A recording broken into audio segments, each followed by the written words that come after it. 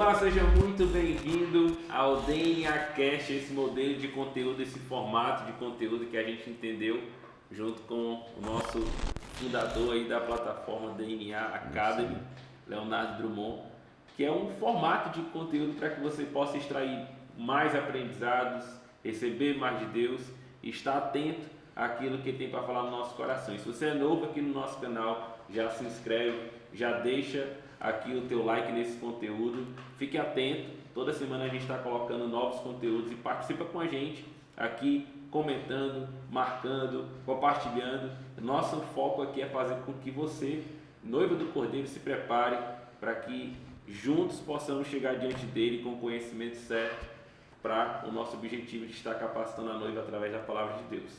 Vamos nessa. E eu tenho algo para te dizer.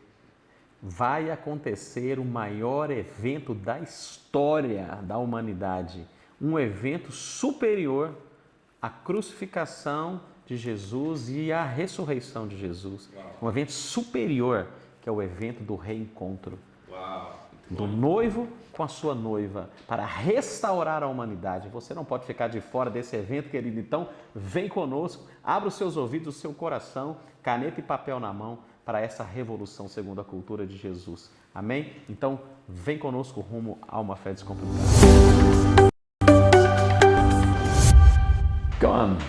Pastor Léo, diante desses acontecimentos, diante desse momento que a gente está percebendo no mundo, doenças, né? Pessoas, cada vez mais as empresas estão investindo em dados. A gente vê aí o Facebook hoje como a maior marca, o maior monopólio de informação do mundo. Quanto tempo a gente passa no WhatsApp hoje em dia, no Facebook, no Instagram, e tudo isso está reunido com uma pessoa, uma marca, uma empresa, né?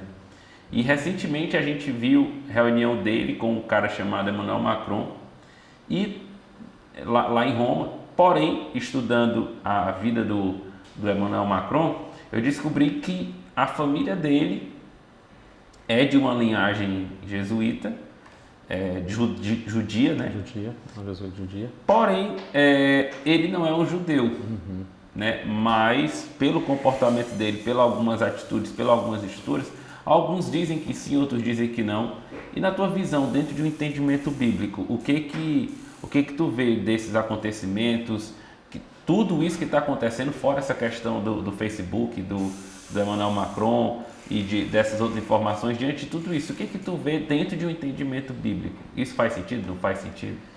Tem um certo sentido, isso a gente tem que entender. Né? O encontro de homens em torno de uma união política mundial é algo que a gente sabe que é previsto. Por quê? Porque nos dias do fim, todas as nações da terra se reunirão diante de Jerusalém, contra Jerusalém. Não é isso que a Bíblia vai dizer? As nações estarão ali para atacar Jerusalém. E é quando o Messias vai vir, para acabar com a festa da turma. Né? Como é que você consegue que todas as nações unidas se ajuntem para derrotar uma nação, para ir contra um sistema de governo, para ir contra uma nação? Se houver uma ordem mundial. Se houver um governo único. E se houver também uma disseção de informação muito grande, se houver uma guerra, uma catástrofe muito grande, né? Gente, não sei se vocês vão se lembrar, mas um ditador do Egito caiu por causa do Facebook, gente. Sim. Você vê a questão da informação. Sim. Né? Aquilo começou a difundir ali nas redes sociais, o Facebook. Não estou dizendo que o Facebook derrubou, né, o ditador, mas foi uma ferramenta.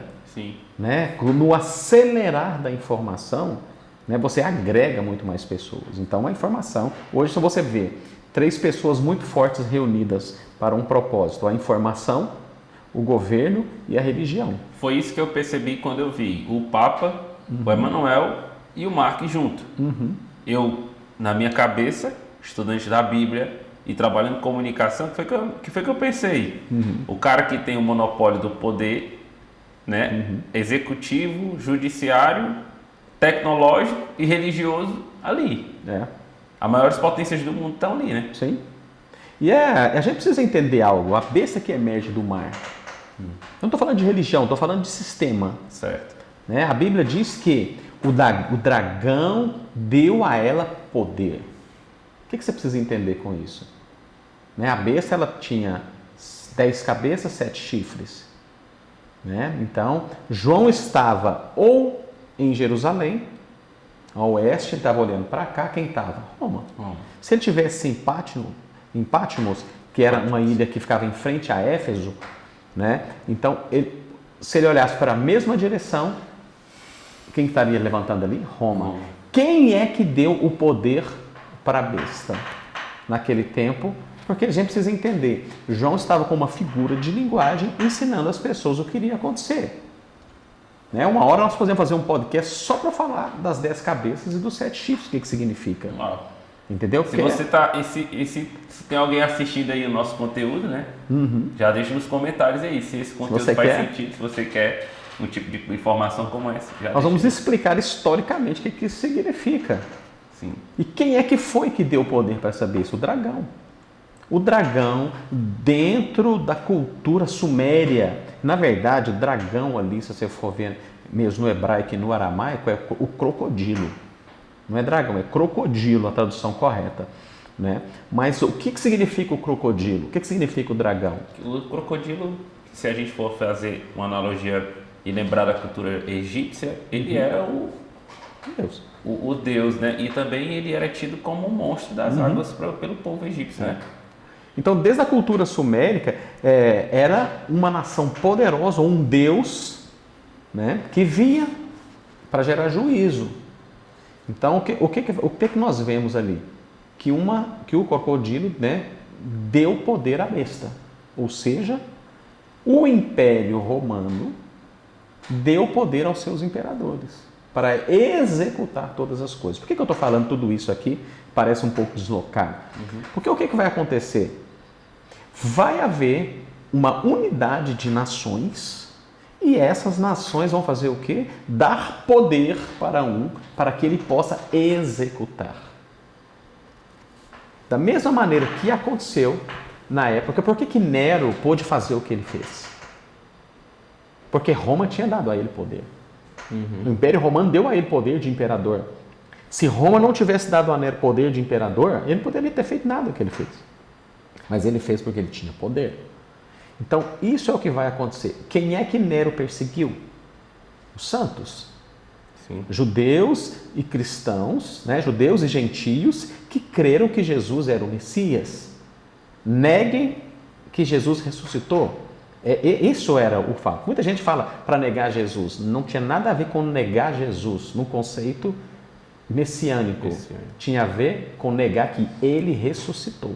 Porque Roma matou Jesus, agora ele ressuscitou, ou seja, o Império Romano falhou. Isso gerou uma confusão. Quem deu o poder para ele fazer isso? Roma.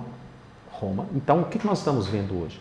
Nós estamos vendo uma nação poderosa, né, que tem um poder, que tem uma articulação, que tem uma movimentação muito forte dentro da União Europeia. Mas de verdade, o senhor acha que Roma ainda tem essa influência global a ponto de inflamar e porque nessa época de Cristo, realmente Roma era um império, o maior império do mundo, né? O que a gente precisa entender sobre Roma? Roma é o maior império aglutinador de todos.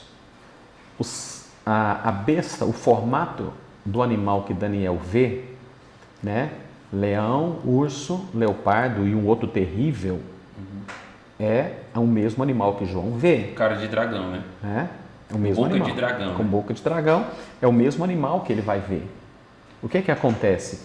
O animal terrível é o que devorou a todos, ou seja, qual é o fundamento do Império Romano? Tudo que ele conquistou, ele aglutinou. No século IV, Roma, através de Constantino, aglutina o cristianismo. Então, durante milênios, né, séculos, Roma teve um poder muito forte de fazer e de mandar e desmandar dentro do que acontecia no mundo. Ela foi perdendo, né, a influência. Isso mediante também Reforma Protestante e outras coisas que já vinham crescendo. Ela foi perdendo a influência, só que ela se levantará. O que nós estamos vendo é que vai haver, nos dias do fim, um grande levantar religioso por parte de Roma. Agora, o anticristo é qualquer um desses três? Muita gente fala, não, o anticristo é Macron, o anticristo é o Papa. Durante muito tempo falava-se que o Papa eu não acho que o anticristo seja o Papa.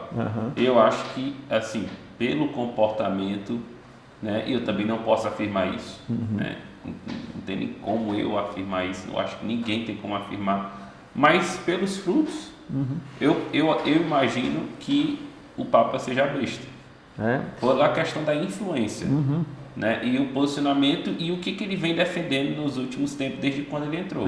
O poder político, né, é muito forte, vai ser muito forte para a guerra do fim, a guerra contra os santos. O que é que João 16 vai dizer? Que vai chegar um dia onde vocês serão expulsos das suas sinagogas, né? Ou sinagoga, o que significa sinagoga? Congregação. Né? Então vocês serão expulsos das suas congregações e aqueles que te matarem farão isso entendendo que fizeram um bem a Elohim. Ou seja, te expulsaram e te mataram achando que estava fazendo o que era certo. Um poder muito forte religioso. Né? Ou seja, tudo está dando errado porque houve uma cisão de comportamento. Então agora nós vamos excluir todos esses que são contra o governo que nós estamos estabelecendo. Isso nós precisamos entender. Porém, qual que é o fundamento aqui? Todas essas coisas que estamos vendo, a estátua da ONU, e aí está muito ligado, né, ao que o apóstolo Paulo vai dizer aos Tessalonicenses, quando ele diz, quando disserem sobre a paz, não é paz. Eles estão te enganando, que a destruição vem em breve. Então o anúncio da paz já aconteceu. O anúncio da paz já aconteceu. Qual é o ponto? Qual que é o próximo passo que nós devemos esperar? Nós devemos esperar a reconstrução do templo. Por quê? Porque o anti-Mashiach, aquele que é contra as coisas que o Messias ensinou, ele vai se levantar no meio do povo judeu. Então quem é o anti-Mashiach? Não sei quem ele é, mas eu sei de onde ele vem. E o anti-Mashiach, ele vem da ortodoxia rabínica. Isso é fato. Tem alguma base bíblica, pastor, para a gente... Para isso, não. Bíblica não, mas cultural. Cultural. Por quê? O que fala na cultura? Extra-bíblica, vamos dizer. Vamos dizer extra-bíblica. Mas isso está dentro de algum... Dentro de Levítico, por exemplo. Né? Porque eu falo, não está escrito na Bíblia, mas existe o fundamento. Quando o terceiro templo for construído, o que vai acontecer? Sacrifícios no altar. Quem é que tem a autoridade de sacrificar no altar? Sacerdote. Segundo o livro de Levíticos. Um sacerdote. Um sacerdote da tribo de Levi, que guarda a Torá, que conhece os mandamentos. Então, baseado nas Escrituras, baseado nos ensinos das Escrituras, eu tenho como argumentar seriamente que o anti-Mashiach virá do povo judeu, um grande sacerdote, guardador da Torá, só que o coração dele não está nas coisas de Deus. Ele é um anti. Ele faz igual, mas o coração do Mashiach, do coração do Messias, ele caminha para a verdade. Isso que o senhor está falando, ele faz sentido, porém a gente precisa também entender um pouco dos acontecimentos, né? Por exemplo, eu sigo uma página de um jornal israelita e, cara, é incrível como até hoje, tipo, aqui tem as facções no Brasil, né? O Comando Vermelho e os outros coisas que eu não sei os nomes, mas lá ainda tem muito. Eu estava lendo de uma matéria, né? Não estava lendo em hebraico, traduzi, óbvio, né? A página lá do jornal. E é muito comum ainda os filhos de Isaac, né? Ele até coloca lá, né? Os filhos de Isaac e os filhos de Ismael, até hoje. Só que a mídia não mostra isso.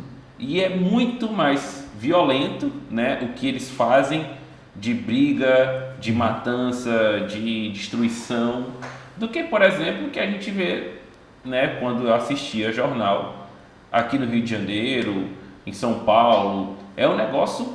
E por que tu acha que a mídia não joga isso no ventilador?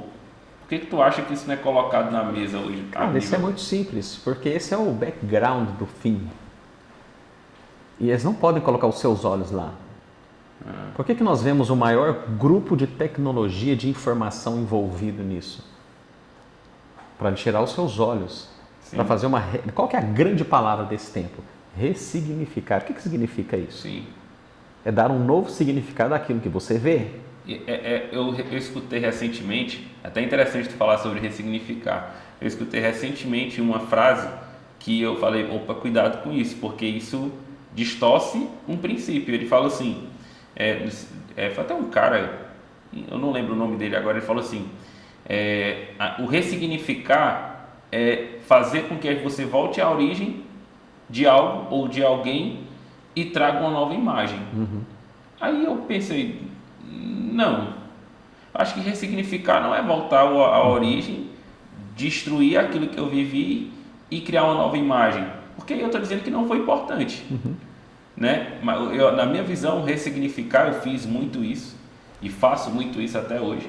Na minha visão, ressignificar é quando eu vou até aquela pessoa ou aquela situação, se aquela situação ainda tiver como, né, aquele ambiente, aquele lugar, eu vivi uma experiência dessa. Eu fui na casa que eu morava com 4, 5 anos de idade com meu pai e lá eu e ele juntos ressignificamos, vivemos um momento onde eu me arrependi, ele se arrependeu e nós trocamos ali uma cura interior muito forte. Muito bom. Eu não quebrei a imagem com meu pai, eu não destruí nada daquilo que eu vivi. Eu fui lá e recuperei aquilo que...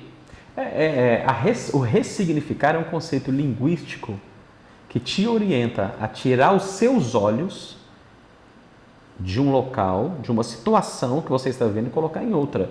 Sim. Pensar como um aprendizado, né? Exato. Eu vou te dar um dos maiores momentos de ressignificância da Bíblia. Davi está diante de Deus dizendo, por que é que a minha vida é tão difícil?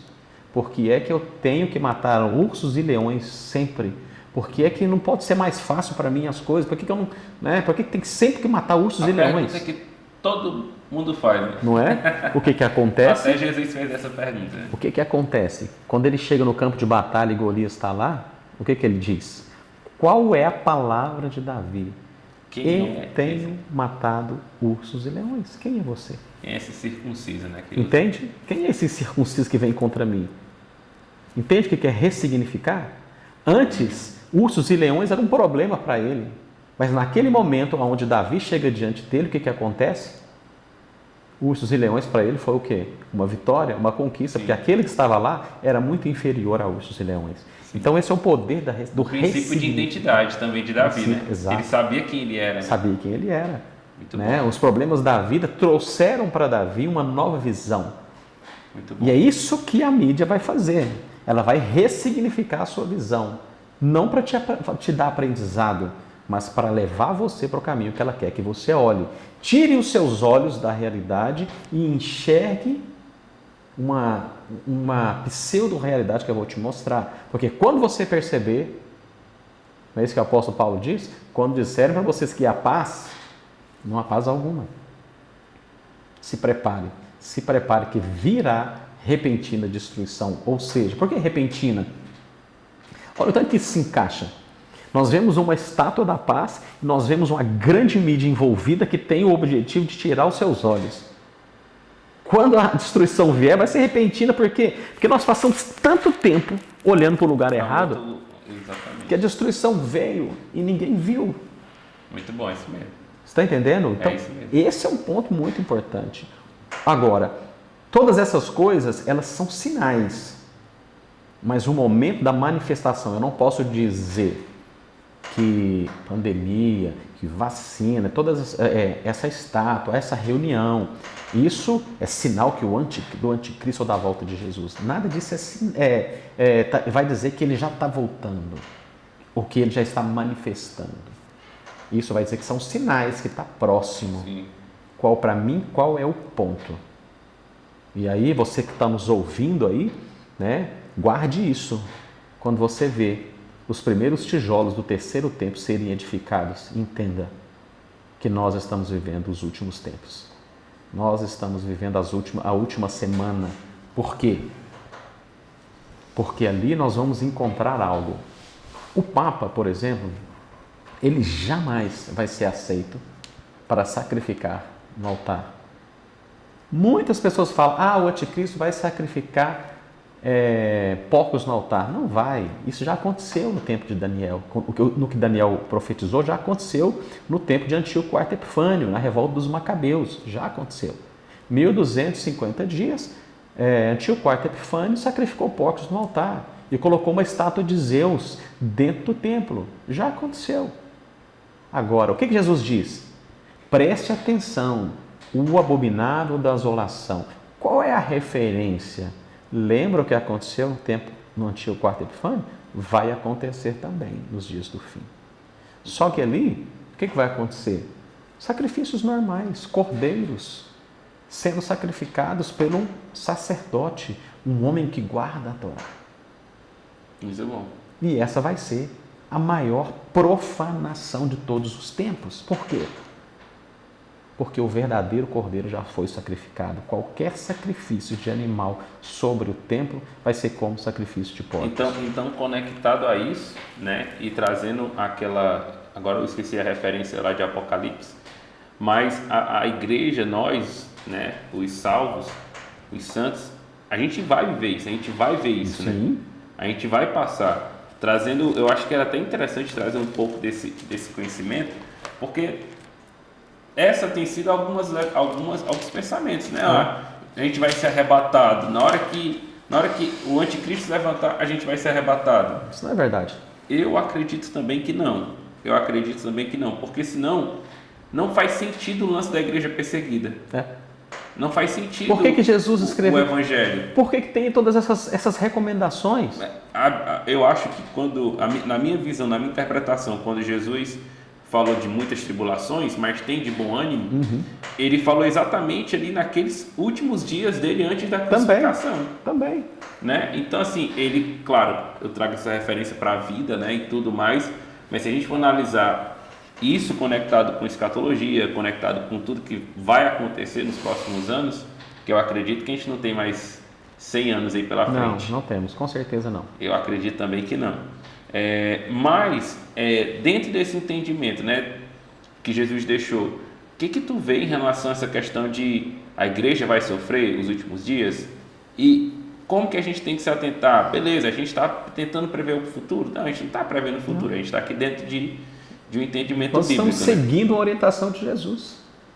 Muito bom. O dia e a hora ninguém sabe, mas conte os tempos. Jesus disse que nós não saberemos o dia que ele vai voltar, mas ele disse, olhem os sinais, estejam preparados. Ele até diz, né? Nem o filho sabe a hora, né? Nem o dia nem a hora. Isso é uma referência, na verdade não é algo que vai acontecer aleatoriamente. É um consenso entre os estudiosos, principalmente os que estão muito ligados à cultura semita, que Jesus ele vai vir num período de Yom Kippur até Sukkot. Por quê? E aí existem algumas referências. Eu vou trazer na aula da DNA Academy uma aula chamada Gog e Magog, a guerra de Gog e Magog, que acontece exatamente em Sukkot. Vai acontecer exatamente em Sukkot, pois isso é um material bastante interessante. Então, o que acontece? Qual é a única festa em Israel que ninguém sabe o dia e a hora que começa? É Rosh Hashanah. Rosh Hashanah. Verdade, tanto que nós estamos, né? Foi recentemente, né? Em setembro. Em setembro teve, né, a mudança do ano e nós estamos no ano de Shemitah, no ano de descanso. Porém, quando completar 7 Shemitots, acontece o quê? O Yovel. E o Yovel é aquele tempo onde ninguém sabe o dia e a hora que ele chega. Porque precisa de um sinal no céu. O que Jesus disse? Olhe os sinais. Olhe os sinais. O dia e a hora ninguém sabe. Ao som do shofar. Porque nós, durante muito tempo, fomos desassociados da cultura, nós perdemos as referências. Como que se anuncia Yovel? Ao toque do shofar. Então, ao toque do shofar, anuncia o ano do jubileu. E tudo aponta que Jesus volta no ano do jubileu. E eu creio que seja o próximo. Agora, uma pergunta que talvez seja muito óbvio, mas também o óbvio até que não seja dito, né? Não é óbvio. Não é? Mas tem uma pergunta que eu sempre quis fazer, até na igreja, às vezes eu comento com os meninos sobre isso. 1000 anos para o homem é como um dia para Deus. Salmo, né? Vivemos 2 milênios, o Cristo veio. Passaram-se mais 2 milênios. Tivemos 3 milênios, o Cristo veio. 3 milênios, né? O Cristo veio. Passamos 2 milênios. Dentro dessa contagem, nós temos 5 dias. Na verdade, você está esquecendo que o 0 a 1 é 1000. Então, nós temos 6. Então, nós temos 6. Ok, então ainda falta 912 anos? Como é que é isso? Como é que é essa contagem? Vamos resolver essa conta. A conta nós estamos hoje no ano 5.782 desde Adão. Certo? Ou seja, nós estamos no 6º milênio. Então, quem vem contando isso é a escola lá do... o tempo bíblico. Eu não lembro de verdade agora, eu até falei sobre esse texto, mas a referência agora me sumiu. Mas tem um texto bíblico na Nova Aliança, acho que foi Paulo que disse, por isso que eu estou falando aqui, eu não me lembro exatamente, aqui não deu pano não, escureceu. Mas que ele vai dizer assim, que vai aparecer um homem que vai mudar o tempo, as estações, o calendário e as festas. Não é? Então nós vemos que o calendário, as festas, os tempos foram mudados. Por quê? Nós não estamos falando aqui de Macron, o Papa e o Zuckerberg. O que eles estão planejando? Mudar tempos e estações. Qual o objetivo disso, gente? Tirar o seu foco do que está acontecendo. Quando eu mudo tempos e estações, eu ressignifico a sua visão. Então, hoje nós estamos no ano 2021. Porém, desde Adão, nós estamos no ano 5.782, ou seja, estamos a 218 anos do 7º milênio. Muito bom, interessante isso aí. O 7º milênio é o 7º milênio do descanso. O que Deus criou no 7º dia? O homem. O descanso. Ah, sim, o descanso. O descanso. O homem foi no 6º. Nós estamos no milênio do homem. Por que está acontecendo o que está acontecendo nesse tempo? Interessante. O milênio do homem. O homem está pondo as suas manguinhas de fora. Tem um dado importante aqui para a gente citar. Tanto que veio o clone, né, nesse milênio, a questão do clone. O homem quer se fazer como Deus. Nunca houve. O robô, né? Nunca houve o homem querendo ser Deus como agora. Nunca houve. Muito bom. 2 coisas nós temos que citar aqui. Primeira, é o princípio do Shabat. Se nós estamos a 218 anos da entrada do 7º milênio, né? E nós precisamos entender que o Messias ele vem, que ele diz, fala o que você quiser, brigue comigo o que for. A humanidade, a Terra, ela só vai ter 6.000 anos. Depois é o Messias. É o processo. Em 6 dias Deus criou o mundo, no 7º ele descansou. 6.000 anos a Terra vai viver no 7º. Na entrada do 7º milênio, nós vamos viver o reino do Messias. Simples assim. Você acredita que os 7 dias que a Terra foi criada e que veio o descanso foram 7 dias como nós vemos hoje ou era uma contagem diferente? Eu acredito que são 7 estações. Pronto. Eu acredito que são 7 estações. Teve um dia, né, que eu estava estudando sobre essa questão dos tempos, né? E aí me partiu essa curiosidade sobre a idade de Noé. Como é que o homem vivia esse tempo todo, né? 500 e tantos anos, Enoque viveu 900 e tantos anos, quase 1000 anos. E Adão também. E Adão também, né? Viveu quase 1000 anos. Como é que esses caras viviam tudo isso? Hoje a gente só consegue ver a 50, e aí no máximo a 100, 130, né? Mas é profecia bíblica, né? O próprio Deus disse isso, né? Exatamente, 120, não foi? 120 depois 70. Exatamente. E aí, nesse estudo, a pessoa lá, o cientista, ele falava exatamente sobre a questão da alimentação, a questão da mudança do clima, né? A questão da mudança da exposição a raios solares e tudo, e aí até que deixei o meu comentário lá, mas como se antigamente as casas eram muito mais expostas ao sol do que hoje. Hoje eu tenho uma sala como essa daqui que está toda no ar-condicionado, né? E aí, na tua visão, tu acha que, voltando para a minha pergunta, né? Tu acredita que de fato foram 7 dias que Deus criou 7 dias, domingo, segunda, terça, quarta, Sábado. quinta, sexta, sábado? Então vamos lá, eu acredito que a Terra foi construída em 7 estações. Pode ter sido um dia? Pode. Pode ter sido 1000?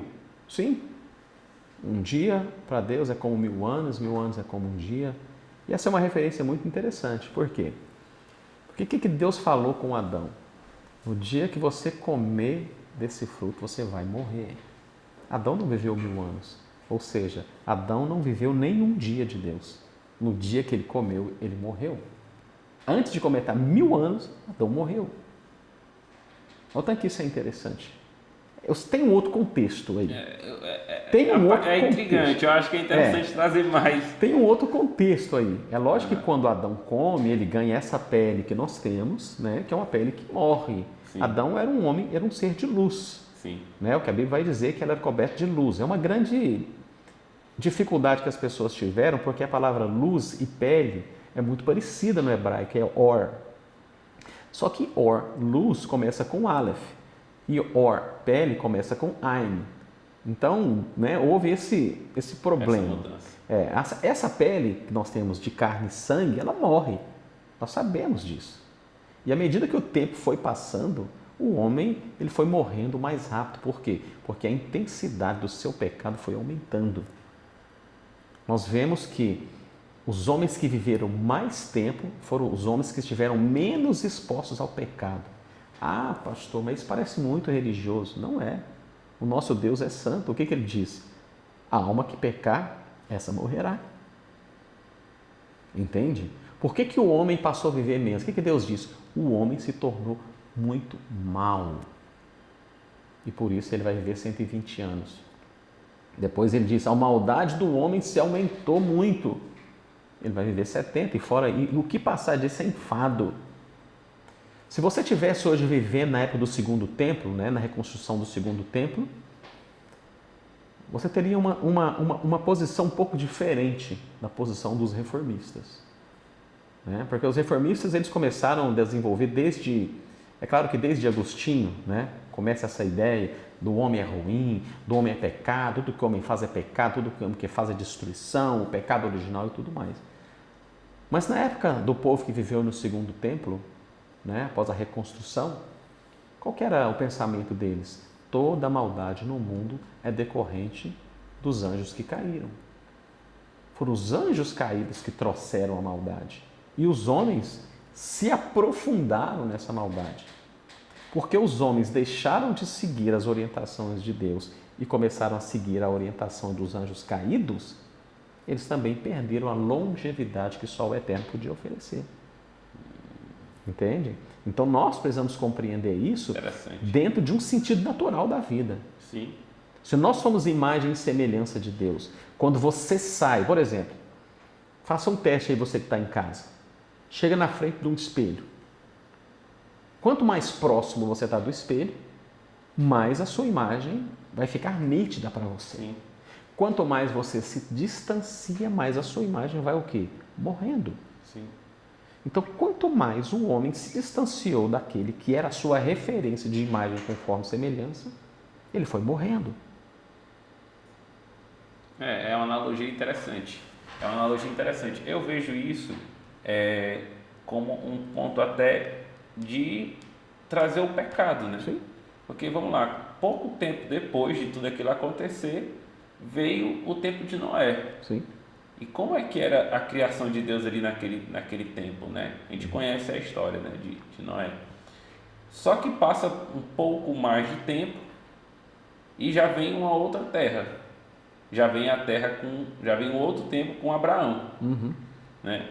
Então, um outro povo com outro nível de pecado e tudo mais. Um povo que vem da herança de Nimrod, né? De Nimrod.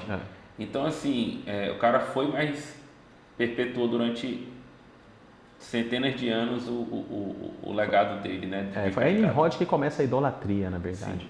Sim. Então, o que o senhor acha, o que o senhor vê, assim, para a gente ir partindo aqui para os minutos finais, O que o senhor acha, o que o senhor vê em relação a... Qual a orientação? Essa é a pergunta, né? O que o senhor acha, nem o que o senhor vê. Qual a orientação em relação a esse último tempo? Como que a igreja precisa se posicionar? O que a igreja precisa aprender? O que a gente precisa todos os dias estar tornando, né? Eu vejo que existe uma paixão, né? Eu vejo que existe uma conexão muito mais profunda por Jesus nos últimos anos, sim, né? Mas também existe uma profanação também absurda em relação ao que é igreja, o que é ser igreja, o que é estar na igreja, né? Tanto que a gente vê hoje o número absurdo de pessoas distantes da igreja, né? Por conta disso. A gente gastaria muito mais que minutos finais para realmente trazer todos esses conceitos, né, da questão da igreja e tal. Uma coisa que a gente precisa colocar, que é com muita simplicidade, é que a Bíblia não foi escrita para a igreja. Sim. Nenhuma promessa bíblica foi escrita para a igreja. Toda a Bíblia foi escrita em torno de Israel. Não é à toa que o apóstolo Paulo, em Romanos 11, ele faz questão de nos inserir nessas promessas. Sim. Não porque nós não estávamos inseridos, porque nós estamos inseridos nessa promessa desde Gênesis 12. Né? Nós estamos inseridos desde a criação, porém, nós começamos essas inserções desde Gênesis 12. Agora, o que acontece? Nós estávamos falando sobre as perseguições. Né? Nós vamos passar por isso? Nós vamos. Nos últimos 200 anos para cá, muita coisa aconteceu em relação à igreja. A igreja não vai passar, quem vai passar são os judeus. Sabe? Onde que está isso na Bíblia, gente? Porque Deus, ele vai tirar um povo e se pensar, não, você sofre e você vai ficar tocando harpa no céu aqui, comendo churros. Tá entendendo? Isso é uma coisa muito antibíblica. O que nós precisamos entender? Olha só, nós precisamos entender o que está escrito no Apocalipse de Paulo. Né? O que é o Apocalipse de Paulo? Para mim, o Apocalipse de Paulo é Tessalonicenses. Interessante. Poderia ser chamado de Apocalipse de Paulo, né? Sim. Mas o que ele vai dizer? Antes do homem do pecado se manifestar, virá a apostasia. Mas um remanescente fiel vai permanecer. O que nós vemos hoje nesse tempo? Nunca se viu um povo tão interessado em voltar para as raízes da fé. Olha, vai na internet, gente. A quantidade de curso de hebraico, curso de aramaico, quantidade de pessoas querendo entender a cultura de Jesus. Olha o The Chosen para você ver. Sim. Então, com mais de 350 milhões de visualizações, ali eles mostram os apóstolos como judeus, fazendo as orações do Sidur de manhã, quando acorda e quando deita. Mostram Jesus judeu, uma cultura judaica, uma restauração de identidade. Tem algumas coisas que não é bem assim? Obviamente. Mas ele é uma obra de ficção. A produtora, os atores, eles são americanos, né? É uma obra de ficção, gente. Sim. Mas você vê, até dentro de uma obra de ficção, há o processo de restauração bíblica. Algumas coisas vão passar, gente. Não sejamos tão xiitas, né? Não sejamos tão xiitas. Algumas coisas vão passar, obviamente. Sim. Porém, o que nós temos que ver como sinal? Que há uma fome e uma sede pela restauração. Eu quero compreender a Bíblia como ela foi escrita, no tempo que ela foi escrita. Judeus escreveram as Escrituras. Como que os judeus interpretavam as Escrituras no tempo deles? Então essa é a fome desse tempo. Eu percebo isso. Assim como a segunda linha é a apostasia. Há um processo enorme de apostasia crescendo. Né? Como que nós vamos nos preparar para isso? Aí nós vamos voltar naquele texto que a gente ama, né? De 2 Pedro 3, capítulo 2, Sim. Né? Versículo 11, sabendo que todas as coisas caminham para a destruição, caminham para o fim. Que tipo de pessoas nós precisamos ser? Sim. Pessoas santas e piedosas, aguardando e antecipando a vinda do Messias. Podemos fazer isso? Sim. Nós estávamos falando sobre os dias do fim, sobre a volta de Jesus. Né? Eu vou deixar aqui um ganchozinho para a turma pensar. Tem duas coisas que eu quero dizer. Nós estamos para a entrada do 7º milênio há 218 anos. Porém, dentro da arqueologia bíblica, se entende que 200 anos foram perdidos na época de Neemias. Ou seja, se a gente for concordar com o que a arqueologia bíblica judaica comprova, nós deveríamos estar no ano 5.982, a 18 anos do sétimo milênio. Mas vamos supor que eles estejam errados. Qual é o princípio do Shabat? Nunca receba o Shabat em cima da hora. Ao meio-dia da sexta-feira, as mulheres e os maridos, as famílias começam a preparar o Shabat. O Shabat só entra às 6 da tarde. Mas elas começam ao meio-dia a preparar o Shabat. Por quê? Porque eles não sabem a hora. Entende? Eles não sabem a hora que vem o Shabat. Quando a estrela brilha no céu, entrou o Shabat. A mesa já está pronta, eles acendem as velas e começam as orações e começa um momento de alegria, porque para um judeu, para alguém que guarda o Shabat, não é um peso, é uma festa. Tem um jantar, é uma festa. Então, o que está acontecendo? Assim como Deus nos orienta, vamos supor que falta 218 anos, vamos supor, dentro da contagem normal. Mas o próprio Deus não nos orientou a receber o Shabat antecipadamente? Por que Ele nos entregará o Shabat em cima da hora? E aí a gente vai lá para 2 Pedro. 2 Pedro. Aguardando e antecipando. Muito bom. Qual é a nossa deixa final para esse tempo, para esse vídeo aqui, para essa nosso bate-papo? Prepare a mesa. Deixe as velas prontas. Prepare a mesa, arrume tudo. A estrela está para brilhar. Prepare o seu Shabat antecipadamente, que com certeza o Messias virá nesse tempo para o encontro e viveremos com Ele. Passaremos tribulações, passaremos dificuldades, seremos atribulados, mas em todas as coisas nós seremos guardados por Ele. Essas leves e momentâneas tribulações que passaremos não poderão ser comparadas com a glória que há de vir. Amém, amém. É isso aí. Esse foi mais um DNA Cast. Esse aqui é o Leonardo Drummond, me chamo Isaac Rodrigues. Ele sonhou e a gente projetou essa plataforma junto com a equipe maravilhosa também que a gente tem por detrás dessas câmeras.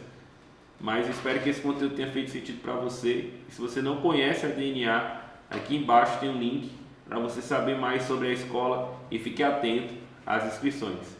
Deus abençoe a tua vida. Bem, e vamos juntos, rumo a uma fé descomplicada. Isso aí.